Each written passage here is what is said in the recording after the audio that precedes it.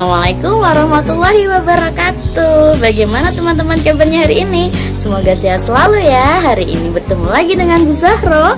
Kita akan belajar tema 4 subtema 1, globalisasi di sekitarku. Dan alhamdulillah sudah sampai pembelajaran 4. Nah, belajar apa sih hari ini kita, Bu Zahro? Kita akan belajar bagaimana ya globalisasi itu membuat dunia seakan tanpa batas nih.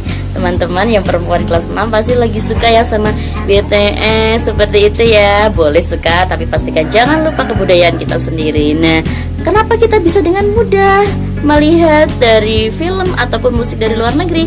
Karena adanya globalisasi membuat kita bisa melihat apa saja yang ada di dunia ini selain di negara kita sendiri. Oke teman-teman, hari ini kita akan belajar itu lebih lanjut. Sebelum itu kita akan berdoa dulu dengan membaca basmalah. Bismillahirrahmanirrahim. Semoga hari ini teman-teman diberi kelancaran dan kemudahan dalam memahami video kali ini. Selamat menyaksikan dan pastikan menyimak dengan sebaik-baiknya ya. Teman-teman, tujuan pembelajaran kita hari ini adalah teman-teman dapat mengidentifikasi contoh keberagaman ekonomi dengan benar. Teman-teman juga dapat menjelaskan sikap yang perlu dikembangkan dalam hal keberagaman ekonomi dengan benar. Nah, teman-teman sudah siap? Yuk kita mengingat lagi, apa sih globalisasi? Kemarin kita sudah belajar ya apa itu globalisasi. Teman-teman, globalisasi sama dengan dunia tanpa batas. Seluruh negara dapat saling terhubung seolah tanpa batas wilayah. Apakah contoh lain dari globalisasi yang kamu rasakan? Nah, beberapa pengaruh globalisasi yang kita rasakan saat ini dapat teman-teman lihat ya di video ini. Yang pertama nih contohnya, kita dengan mudah menemukan makanan yang berasal dari luar negeri. Kita juga dapat berkomunikasi maupun bertatap muka tanpa bertemu secara langsung, yaitu melalui web conference, biasanya melalui aplikasi Zoom atau video call dan lain sebagainya. Setelah itu, kita juga bisa menonton film-film kartun yang berasal dari negara lain. Misalnya nih Doraemon yang berasal dari Jepang. Kemudian kita kalau mau nonton bola di Liga Inggris tidak harus ke Inggris. Kita bisa menontonnya hanya menggunakan gadget atau HP yang kita miliki. Nah, ternyata pengaruh globalisasi itu sangat dekat dengan kita ya teman-teman. Selain itu, di era globalisasi kita dapat dengan mudah menemukan barang dari dalam ataupun luar negeri. Masyarakat dapat memilih barang-barang yang sesuai kebutuhan dan tingkat ekonominya. Nah, apa sih itu tingkat ekonomi? Tingkat ekonomi yang berbeda dapat disebut dengan keberagaman ekonomi. Keberagaman ekonomi di sekitar kita sangat banyak sekali kita temui teman-teman.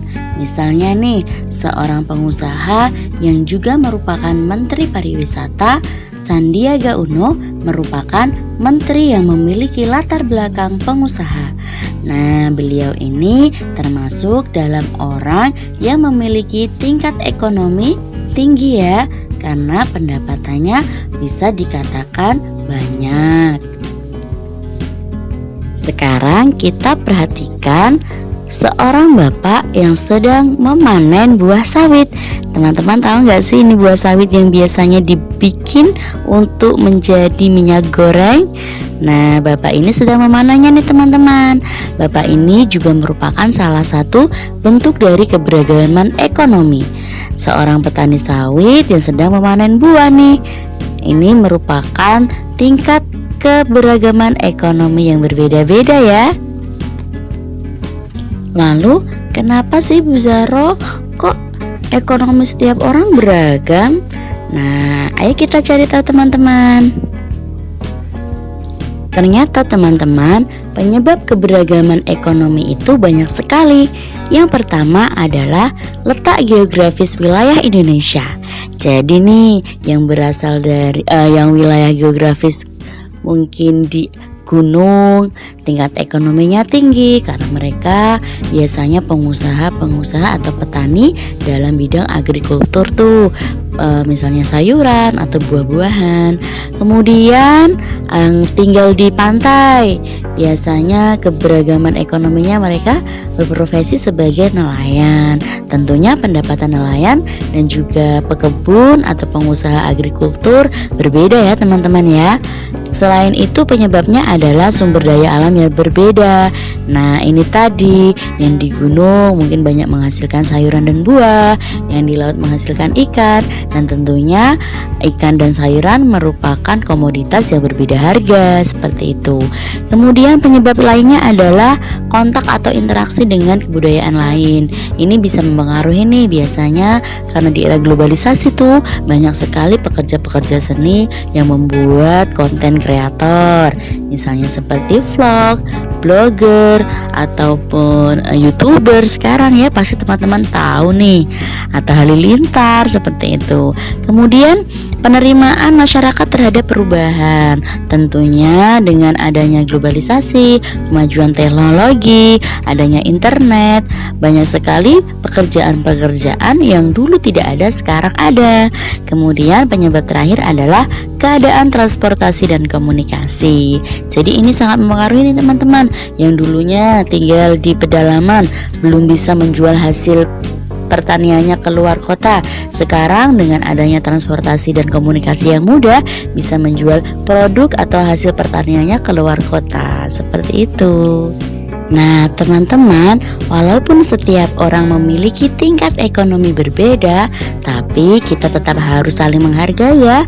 Keragaman tingkat ekonomi tidak boleh menjadikan kita merasa sombong, merasa insecure atau rendah diri. Mungkin yang sedang berada di tingkat ekonomi atas, penghasilannya banyak, tidak boleh merasa sombong, aku lebih kaya, seperti itu ya. Apalagi teman-teman, misalnya ada orang yang penghasilannya rendah, merasa aku kok seperti ini. Tidak boleh juga, harus selalu bersemangat supaya kita saling menghargai dalam keragaman tingkat ekonomi dan kita tetap tidak terpecah belah. Oke teman-teman, itu saja pembelajaran kita hari ini. Kita lanjutkan besok ya. Pastikan selalu jaga kesehatan dan jangan lupa selalu rajin cuci tangan. Kita akhiri dengan membaca hamdalah bersama. Alhamdulillahirabbil alamin. Assalamualaikum warahmatullahi wabarakatuh.